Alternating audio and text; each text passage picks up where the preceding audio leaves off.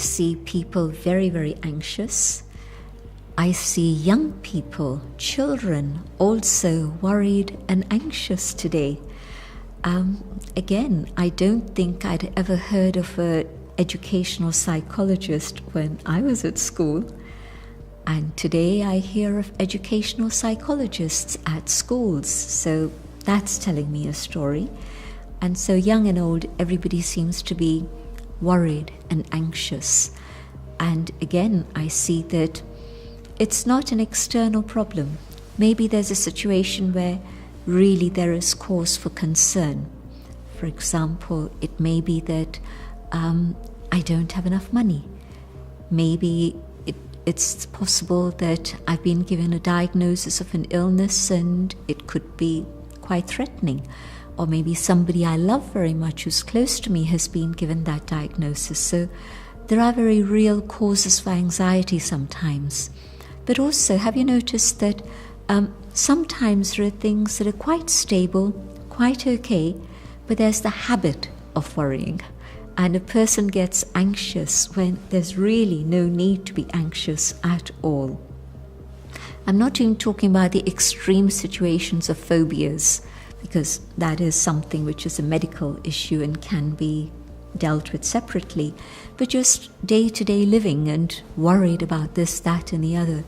You know, there was a survey done some time ago, and this was by one of the British national papers, daily papers, and they asked people how often was it that the cause of their worry became a reality, and how often was that the cause of their worry really had no basis at all.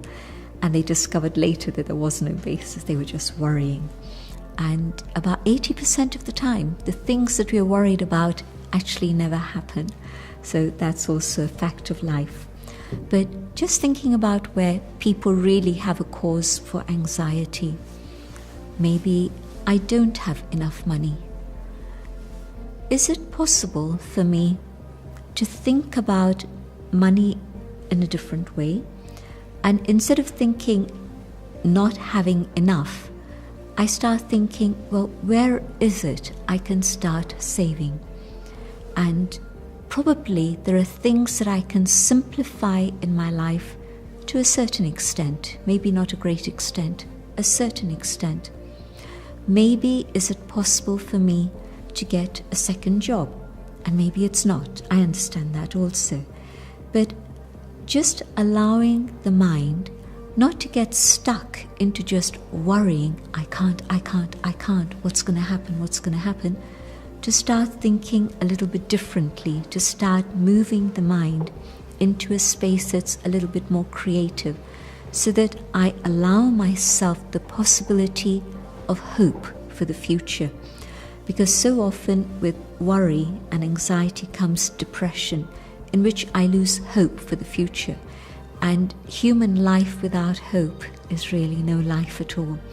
But if I can shift my thinking and come back to a state in which I can be a little bit more creative, there can be hope. I know, for example, when people have been told about illness, I've seen two reactions. Again, a person lose hope and become very anxious, but other people, and it's not one or two, it's been several individuals that I've seen, and they look at it differently.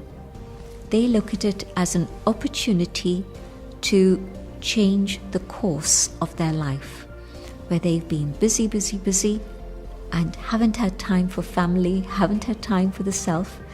Now they discover that it's now possible. They're given permission to be able to shift their lifestyle and make time for the self and family. And once they start doing that, again, the quality of life begins to improve. And of course, again, it's a known medical fact that if you have faith and hope, you're more likely to be able to reverse the illness, whatever it may be.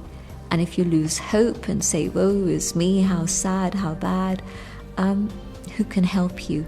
Even the doctors can't help you. And so my way of thinking, my pattern of thinking is something that I can take charge of, which is something that we've never appreciated usually.